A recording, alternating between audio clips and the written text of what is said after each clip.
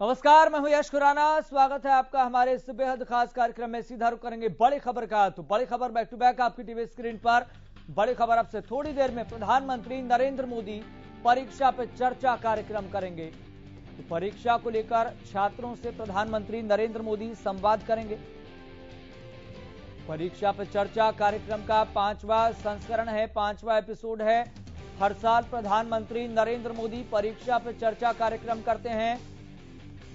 बच्चों के एग्जाम से ठीक पहले प्रधानमंत्री नरेंद्र मोदी परीक्षा पे चर्चा कार्यक्रम करते हैं। मकसद यही है, ऑब्जेक्टिव यही है कि बच्चों को ऐसे टिप्स दिए जाएं ताकि वो स्ट्रेस फ्री होकर अपने एग्जाम दे सके, कोई दिमाग में तनाव ना रहे। क्योंकि बच्चे तनाव के कारण कॉन्सेंट्रेट नहीं कर पाते, अच्छे से अपनी परीक्षा नहीं दे पाते, और परीक्षा के बाद जब परिणाम सामने आता है तो छात्र वैसे ही परेशान रहते हैं। तो इसलिए प्रधानमंत्री नरेंद्र मोदी एक सकारात्मक सोच के साथ परीक्षा पर चर्चा कार्यक्रम हर साल करते हैं, और इस बार ये 5वां संस्करण है। तो अब से कुछ देर बाद प्रधानमंत्री नरेंद्र मोदी छात्रों के साथ संवाद करेंगे, और इस संवाद का बहुत महत्व इसलिए भी है, बच्चे बहुत बारीकी के साथ सारे टिप्स को सुनते हैं। प्रधानमंत्री नरेंद्र मोदी ऐसे गुर देते हैं, ऐसे टिप्स देते हैं ताकि बच्चे सकारात्मक ऊर्जा से पूरी तरह से भर जाएं और अपनी परीक्षाओं को स्ट्रेस फ्री होकर, तनाव मुक्त होकर दे सकें। और इसका परिणाम भी हर साल देखने को मिलता है। प्रधानमंत्री नरेंद्र मोदी को सुनने के लिए दूर दूर से बच्चे आते हैं, छात्र आते हैं, तो गौर के साथ सुनते हैं। और मकसद यही रहता है कि बच्चे कैसे अपने एग्जाम्स को, अपने परीक्षाओं को स्ट्रेस फ्री होकर, तनाव मुक्त होकर दे सकें, पढ़ाई पर कैसे कंसंट्रेट कर सकें, और कैसे पढ़ाई जीवन का एक बहुत महत्वपूर्ण अंग बन जाता है बच्चों के लिए, छात्रों के लिए।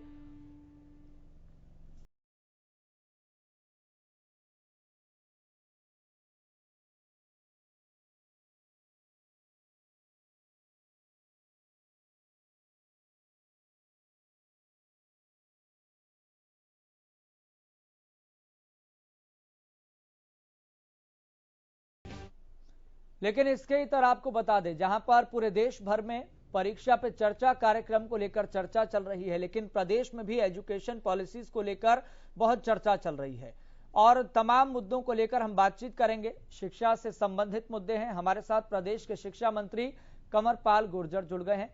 कंवरपाल जी, आपका बहुत बहुत स्वागत इस खास कार्यक्रम में जुड़ने के लिए। आपने कीमती समय दिया हरियाणा न्यूज को। धन्यवाद जी। कंवरपाल जी, मेरा पहला सवाल यह है, चूंकि प्रदेश भर में 10वीं और 12वीं की परीक्षाएं शुरू हो चुकी है, सरकार की तैयारी क्या है? जी, सरकार की पूरी तैयारी है। देखिए, एजुकेशन बोर्ड इसकी सारी परीक्षाओं की व्यवस्था करता है, और बोर्ड ने पूरी तरीके से तैयारी कर भी थोड़ी कंप्लेंट आई है, तो हम निश्चित तौर से उसको भी, जिन्होंने गड़बड़ की, उनके खिलाफ भी सख्त कार्रवाई करेंगे, और आगे ये ना हो इसकी भी पूरी व्यवस्था करेंगे। लेकिन कंवरपाल जी, अभिभावक भी बहुत उम्मीद करते हैं, और कहीं ना कहीं अभिभावकों की भी संलिप्तता इसमें पाई जाती है, नकल के मामले सामने आते हैं।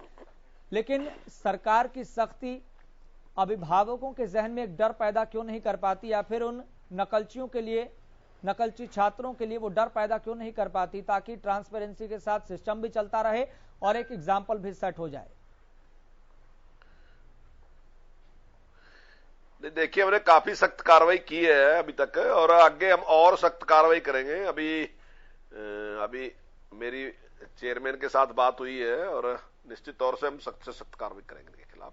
मैं बिल्कुल इससे सहमत हूं कि इससे बड़ा आघात होता है ऐसे अच्छे लोगों को, जो बिल्कुल सही से परीक्षा देते हैं, अपनी सही से तैयारी करते हैं, लेकिन कुछ इस प्रकार के गलत लोग बीच में होते हैं, जो गलत तरीके से पास होना चाहते हैं, ज्यादा नंबर लेने के लिए इस प्रकार के गलत काम करते हैं, तो उससे एक प्रश्न चिन्ह खड़ा होता है। लेकिन मैं आपके चैनल के माध्यम से विश्वास दिलाता हूं कि हम निश्चित तौर से इसकी सही से व्यवस्था करके, और ऐसी जो लोग हैं जो गलत तरीके इस्तेमाल करते हैं, उनके खिलाफ सख्त से सख्त कार्रवाई करेंगे, डर पैदा करेंगे। जी, लेकिन कंवरपाल जी, क्या ये सब और इस तरह के मामले इसलिए सामने आ रहे हैं कि आप व्यक्तिगत तौर पर ये मानते हैं क्योंकि पहले बच्चों की पढ़ाई ऑनलाइन हो रही थी, लेकिन जो एग्जाम कंडक्ट करवाए जा रहे हैं वो ऑफलाइन करवाए जा रहे हैं, यानी कि फिजिकल अपीयरेंस के साथ परीक्षाएं दी जा रही है, परीक्षा दे रहे हैं बच्चे।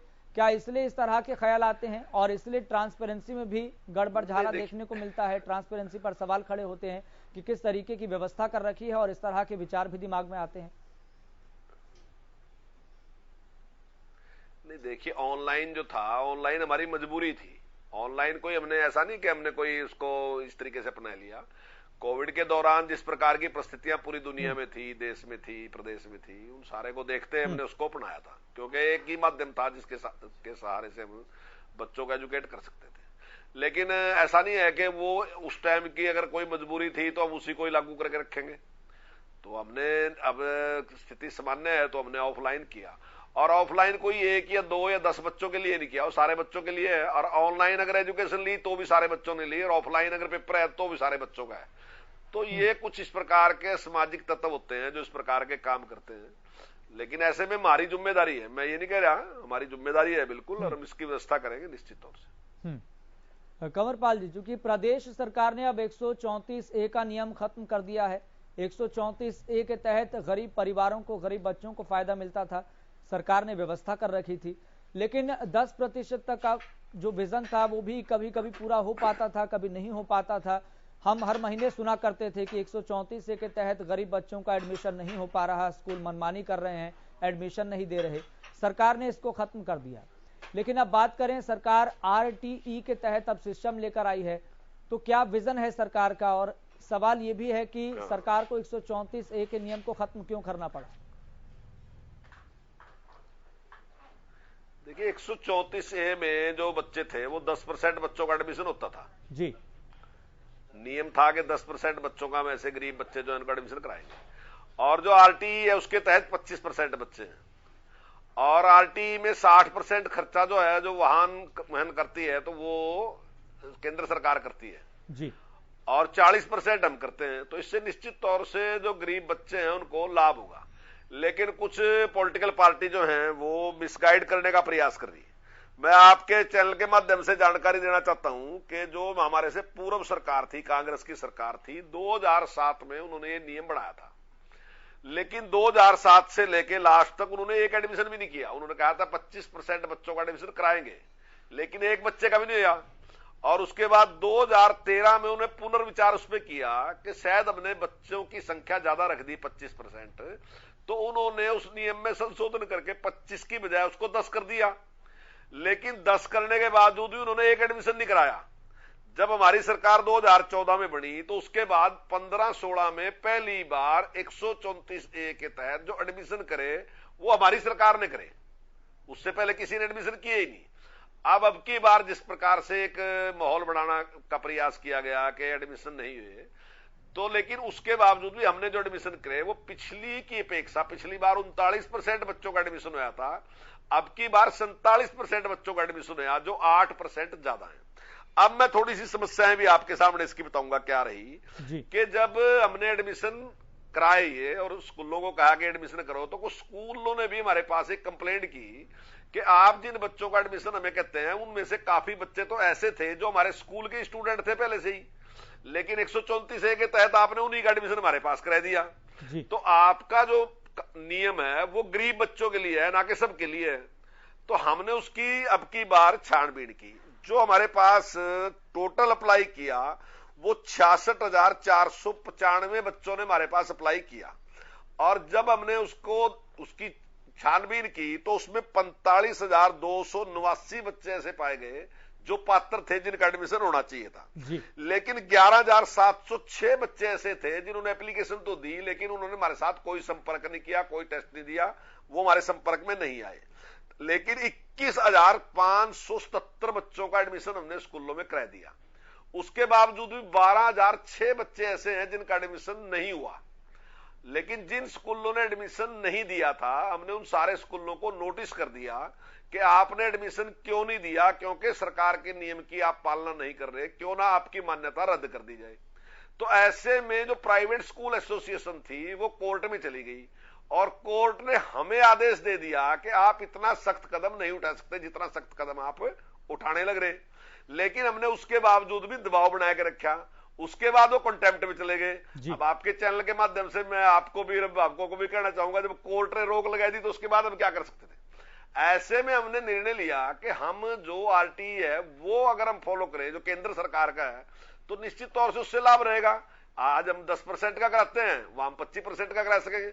और उसमें सबसे बड़ी सुविधा एक और भी ये है कि जो उसके नियर है, मतलब उसके घर के पास जो स्कूल है, हम उस स्कूल में उसका एडमिशन कराएंगे। जो उसके आसपास है, 1 किलोमीटर पे है, जो 2 किलोमीटर पे है, जो सबसे नजदीक का स्कूल है, उसमें एडमिशन कराएंगे। तो एक समस्या और भी आती थी पहले, जब 134 से था, तो कुछ स्कूल क्या करते थे, वो अपनी ट्रांसपोर्ट की सुविधा उन बच्चों को नहीं देते थे। कुछ, सारे नहीं, कुछ स्कूल थे, वो जानबूझ के चाहते थे कि बच्चा परेशान रहो, तो उसके बाद फिर हमें प्रयास करना पड़ता था। तो लेकिन अब इसमें वो समस्या भी हमारे सामने नहीं आएगी। और हम पहली क्लास से जब बच्चे का एडमिशन कराएंगे तो 8वीं क्लास तक वो बच्चा उस स्कूल में अपनी शिक्षा जो है ग्रहण कर सकेगा, उसको स्कूल भी बदलना नहीं पड़ेगा। जी, लेकिन कंवरपाल जी, यहाँ पर अभिभावकों के मन में एक सवाल आ रहा है। वो सवाल ये है कि ये जो 25% तक का जो दायरा सरकार बता रही है, ये 25% तक का दायरा क्या प्रदेश के सभी प्राइवेट स्कूलों में है या फिर संस्कृति मॉडल स्कूल में, जिसको लेकर सरकार लगातार प्रचारित करती रही है? जो कुल मिलाकर इसकी संख्या प्रदेश में, अगर मैं गलत नहीं हूं तो 138 है। नहीं, संस्कृति मॉडल स्कूल, जी हाँ, नहीं, वो संस्कृति मॉडल स्कूल में भी रहेगा और वो नियर बाई जो उसके नजदीक का स्कूल होगा, कोई भी स्कूल होगा, सब स्कूलों में लागू होगा, जो केंद्र सरकार का नियम है। जी, लेकिन अगर बात करें निजी स्कूलों को लेकर और सरकार को लेकर, एक पॉइंट को लेकर हमेशा ठनी रहती है। जब गरीब बच्चों के दाखिले की बात आती थी 134A के नियम के तहत, तो निजी स्कूल हवाला देते थे कि सरकार ने हमारा बकाया ही नहीं दिया, हम गरीब बच्चों का एडमिशन कैसे करें, हम कर ही नहीं सकते, वो तो हाथ खड़ा कर देते थे। तो इस मसले का समाधान कैसे हुआ? और निजी स्कूल एक बार फिर से सवाल पूछ रहे हैं। नहीं, देखिए, उनके लिए एक राशि निश्चित की गई थी। जो पहली दूसरी क्लास के बच्चे थे, जैसे उनके लिए हमने 300 रुपए निश्चित किए थे, उससे बड़ी के लिए 500 और उससे बड़ी के लिए हमने 700 रुपए निश्चित किए थे। लेकिन अब की बार हमने उस राशि को भी बढ़ा दिया। हमने लगा कि राशि बहुत कम है, जो 300 थी वो उस बढ़ा के हमने 500 कर दी, और जो 500 थी वो बढ़ा के हमने 700 कर दी, और जो 700 थी वो बढ़ा के हमने 900 कर दी। और लगभग ज्यादातर स्कूल ऐसे हैं जो इससे सेटिस्फाई हैं। जहां तक पैसे देने की बात है, तो हमने अभी भी स्कूलों को कहा है कि कुछ स्कूलों ने कहा कि पैसे नहीं दिए, तो हमने कहा कि वो पोर्टल में डाल दें, जितना पैसा हमने उसका देना है तो वो उस पर अप्लाई करें। अगर वो अप्लाई करेंगे पैसे तभी देंगे। अभी तक हमने 70,31,30,700 रुपए जो है वो पेमेंट कर दी स्कूलों की। जिन स्कूलों से में हमारे बच्चे पढ़ रहे थे, इतनी पेमेंट हमने कर चुके हैं अभी तक हम सारी की सारी। लेकिन अगर इसके बावजूद भी कुछ स्कूल ऐसे हैं जिनकी पेमेंट नहीं हुई, तो हमने उनसे कहा कि वो उस पे पोर्टल है, पोर्टल खुल रहा है, उस पे आप डाल दें तो निश्चित तौर से उनकी पेमेंट कर देंगे। लेकिन कंवरपाल गुर्जर जी, अभिभावक संघ के कई नेता हैं, उनसे मैंने खुद बाकायदा व्यक्तिगत तौर पर बात की। वो कह रहे हैं कि सरकार ने यह फैसला लेकर निजी स्कूलों के हक के बारे में सोचा है, अभिभावक संघ के बारे में नहीं सोचा।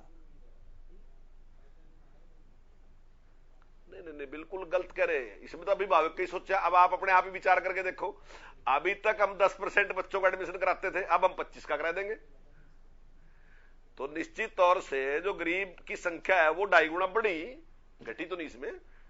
अगर हम 10 की घटा के 5 करते, फिर तो निश्चित तौर से हम अभिभावकों के खिलाफ थे। जब हमने 10 को बढ़ा के 25 कर दिया, तो निश्चित तौर से हम अभिभावकों के पक्ष में चले गए ना जी। लेकिन अभिभावक संघ यहाँ पर इसमें एक पॉइंट रख रहे हैं कि जो सरकार पहले 10% तक का दायरा तय करती थी, जो विजन सरकार का क्लियर था, वो भी पहले पूरा नहीं हो पाता था। अब सरकार ने 25% तक कर दिया है, तो ये कैसे होगा? ये तो अपने आप में बड़ा चैलेंज है। देखिए, उसमें एक समस्या थी बहुत बड़ी। उसमें क्या था कि चॉइस जो था वो बच्चा करता था कि मैं तो इस स्कूल में एडमिशन लेना जी। और कई बार जो ऐसे स्कूल थे जो इस प्रकार से एक समस्या क्रिएट करते थे। तो लेकिन अब क्या है कि नियर बाई देंगे उसको एडमिशन, उससे उसको लाभ भी रहेगा। जो उसके घर के नजदीक है हम उसमें उसका एडमिशन देंगे। और इसमें बहुत बड़ी कंप्लेंट, जैसे मैंने अभी आपको बताया जी, कि जो अप्लाई किया वो 66,495 है, लेकिन उनमें से जो गरीब हैं वो 45,289 हैं जी। यानी कि लगभग 20-21 हजार तो पहले ही फालतू हैं, और ज्यादातर जो बयानबाजी है वो 20-21 हजार की है जी। जो संपन्न है उस कैटेगरी में आते ही नहीं है, तो वो ज्यादा करते हैं। वास्तविकता में जो पात्र है उसकी संख्या कम थी, तो हमने अब की बार उसकी जांच की। जो पात्र है, जिसकी जिम्मेदारी है, जो कानून ने हमारे जिम्मेदारी लगाई कि इस बच्चे को आपने एजुकेशन देनी, तो हम उसके लिए प्रयास करेंगे और हमारी संख्या बड़ी है। पिछली बार हमारे जहां 39 थे, तो अब की बार 47 हुए, 8% बढ़े। और ये भी उस स्थिति में है जब कोविड की मार थी, आप सब जानते हैं जी। आने वाले टाइम में संख्या और बढ़ेगी और अच्छे। लेकिन 47% को बढ़ाने के विजन के साथ सरकार के पास अब क्या ऐसे फैक्टर हैं कि इस 25% तक का जो दायरा तय किया गया है आरटीई के तहत, राइट टू एजुकेशन के तहत, उसे बढ़ाया जाए, सरकार का विजन भी क्लियर रहे और गरीब परिवारों को फायदा भी मिले? क्या फैक्टर आप देख रहे हैं, क्या चैलेंज आप देख पा रहे हैं? नहीं, देखिए अभी तो हमें सारा कुछ ठीक लग रहा जी, लेकिन जब प्रैक्टिकल हम अब की बार इसको लागू करेंगे तो निश्चित तौर से कुछ समस्या शायद हो सकता है हमारे सामने आए। लेकिन मैं समझता हूं कि काफी प्रदेश ऐसे हैं जहां सफलतापूर्वक चल भी रहा है जी, तो मैं समझता हूं काफी सुधार इसमें हुए भी हैं।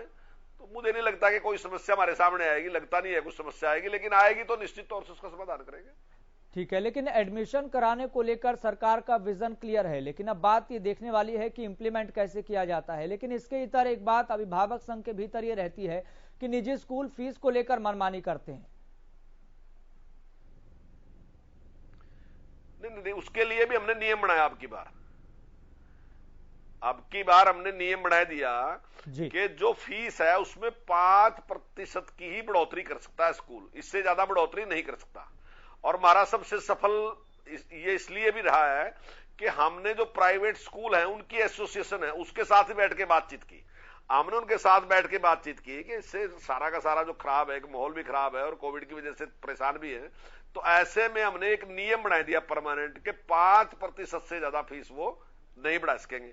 और ऐसे ही हमारे पास अभिभावकों की और शिकायत भी थी एक, वो कहते थे कि भी जो वर्दी है बच्चों की उसका कलर चेंज कर देते हैं, अनावश्यक जो हमारे पास बर्डन है वो हमारे पास पड़ता है। तो उसके लिए भी हमने नियम बना दिया कि 5 साल तक कोई भी प्राइवेट स्कूल जो है जो वर्दी है उसका कलर चेंज नहीं करेगा, ताकि जो अभिभावक है उनके ऊपर अनावश्यक दबाव इसका ना पड़े। इसके नियम हमने पहले बना दिए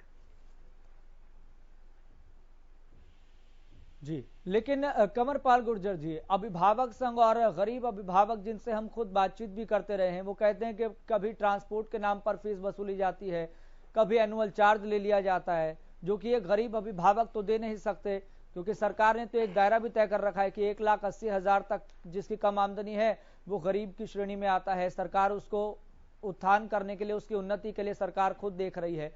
लेकिन उन अभिभावकों के सामने तो एक बड़ा चैलेंज रहता है ना, क्योंकि क्वालिटी एजुकेशन को लेकर गरीब अभिभावक सोचता है, उसका हक है, उसका अधिकार है। देखिए यही समस्या थी ना इसमें 134 ए में जो बच्चा था वो निश्चित करता था कि कौन से स्कूल में एडमिशन लेगा, और वो फिर डिमांड करता था मेरी यहाँ हो। और जो प्राइवेट स्कूल थे वो उनका प्रयास ये रहता था कि किसी न किसी तरीके से मान लीजिए उसमें परेशान करने की, वो अपनी ट्रांसपोर्ट की सुविधा नहीं, मतलब सारी नहीं थी, ये 5-7% कहते थी ऐसी कि जो वो अपनी ट्रांसपोर्ट की सुविधा उनको नहीं देते थे। लेकिन जो राइट टू एजुकेशन है उसमें है कि जो उसके नेबरहुड यानी कि उसके नजदीक जो भी स्कूल होगा हम उसमें एडमिशन कराएंगे। स्वाभाविक ही है कि ट्रांसपोर्ट की कोई समस्या आने ही वाली नहीं है वहां, क्योंकि उसके नजदीक का स्कूल जो भी अच्छा स्कूल है उसमें उसका एडमिशन कराएंगे, तो वो समस्या अपने आप ही उसका समाधान हो जाएगा जी। और बात करें थोड़ा बजट से संबंधित एक पॉइंट आ रहा है, चूंकि अभिभावक संघ भी इसको रखता रहा है कि सरकार भले ही एजुकेशन का जो बजट है वो बढ़ाती रही हो, कई परसेंटेज का उसमें इजाफा देखने को मिलता रहा हो, लेकिन प्रदेश में जो स्कूलों की हालत है, उनकी जो बिल्डिंग्स की हालत है, जो इमारत की हालत है, वो जर्जर होती हुई दिखाई देती है। चाहे वो बात फरीदाबाद से आ रही खबरों की करें, हम ग्राउंड जीरो के जरिए भी देखते हैं कि कैसे इमारतों की हालत खस्ता हो रखी है। तो सरकार का इसको लेकर क्या विजन है?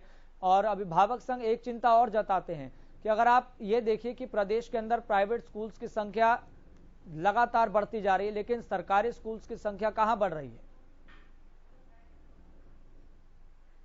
नहीं, देखिए हमने जितने स्कूल है हमारे पास आज की तारीख में संख्या बढ़ाने की कोई जरूरत नहीं। मैं नहीं समझता कि स्कूलों में संख्या बढ़ाने की जरूरत है। 14,000 से ज्यादा स्कूल आज हमारे सरकारी स्कूल जो काम कर रहे हैं, जहां तक बिल्डिंग की स्थिति है, अगर टोटल में हम देखें तो हरियाणा में सबसे अच्छी बिल्डिंग आज है स्कूलों की। लेकिन फिर भी मैं आपकी बात मानता हूं कि कुछ स्कूल ऐसे हैं जिनकी स्थिति बहुत खराब है। लेकिन अगर आप मुझे पहले बताते तो निश्चित तौर से मैं आपकी बार आपको बताता कि कितने अमाउंट हमने फरीदाबाद में भी, दूसरी जगह भी हमने जारी कर दिए। और कल भी मैं फरीदाबाद में ही था, वहीं एक स्कूल जो हमने अपग्रेड किया उसका ही समारोह था जी। और हमने सारे स्कूलों में जो है काफी अच्छी राशि अब की बार आवंटित की है। और आने वाले टाइम में जो स्थिति जो आप कह रहे हैं वो भी हम निश्चित तौर से उसको ठीक करेंगे स्कूलों में। और ड्यूल डेस्क वगैरह जिस प्रकार से हम अभी टैबलेट देने लग रहे हैं बच्चों को, 10वीं 11वीं 12वीं के बच्चों को टैबलेट देने का निर्णय हमने लिया, तो वो भी हम देने लग रहे हैं। और उसको परमानेंट लागू भी करने का है हमारा। ऐसा नहीं है कि हमने कोविड के लिए कर रहे हैं, तो हम परमानेंट जो है बच्चों को टैबलेट देंगे ताकि जो नई टेक्नोलॉजी है उसके साथ उनका संपर्क रहे और वो उसमें उनका ज्ञान बढ़े। उनका जो कहते हैं कि एक बार हाथ खुलने वाली बात जो है, तो वो उसका थोड़ा अनुभव उनको हो बच्चों को, ताकि किसी प्रकार का कोई दिक्कत ना रहे। लेकिन ये टैबलेट कब तक बच्चों के हाथ में आ जाएंगे कंवरपाल जी? देखिए अभी हम जल्दी देने वाले, क्योंकि टैबलेट तो हमारे पास आने शुरू हो गए जी।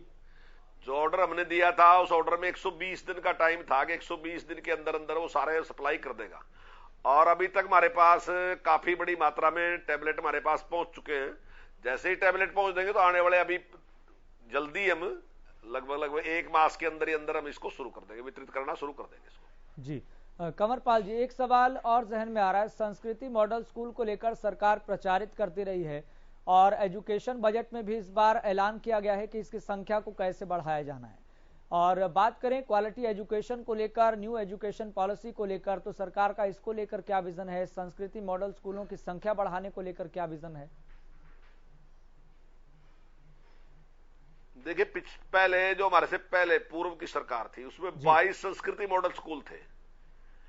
लेकिन अब की बार हमने इस कोरोना काल में भी 116 और स्कूल हमने नए खोलने का काम किया। अब 138 स्कूल हैं जो आज की तारीख में काम कर रहे हैं और वहां जो इंफ्रास्ट्रक्चर है उसकी हम पूरी तैयारी कर रहे हैं। आने वाले साल के लिए हमने एक टारगेट रखा कि 500 स्कूल जो है वो मॉडर्न संस्कृति स्कूल बनाएंगे।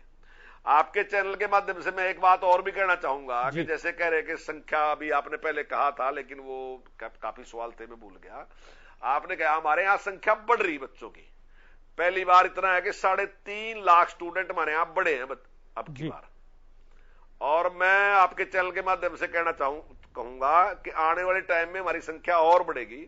और हमने एक टारगेट दिया था, जब हमने ये सेशन हमारा शुरू हुआ था तो हमने एक टारगेट दिया था, क्योंकि जो प्राइवेट है उसमें ज्यादा बच्चे थे, लगभग 55% बच्चे जो थे वो प्राइवेट में थे और 45 के करीब लगभग सरकारी में थे, लेकिन 10-12% का अंतर था। हमने कहा था कि भाई हम इस कार्यकाल में इसको बराबर कर देंगे, 50% प्राइवेट में और 50% सरकारी में होंगे, इसकी संख्या हम बढ़ा देंगे। और उस दिशा में हम काम कर रहे हैं। 3.5 लाख बच्चे हमारे बड़े हैं। मुझे पूरी उम्मीद है कि आने वाले टाइम में संख्या और बढ़ेगी और इसमें हम सुधार की तरफ है, क्योंकि संख्या तब बढ़ेगी अगर हम सुधार करेंगे। तो 3.5 लाख हमारी बड़ी है और वो अपने आप में एक उदाहरण है इस बात का। बिल्कुल। कंवरपाल जी, सरकार का विजन बहुत क्लियर है न्यू एजुकेशन पॉलिसीज को लेकर, क्लासेस बनाने को लेकर और बिल्डिंग्स को लेकर, इमारत को लेकर। तो बहुत बहुत शुक्रिया कंवरपाल जी, आपने कीमती समय दिया। बातचीत करने के लिए आपका बहुत बहुत शुक्रिया।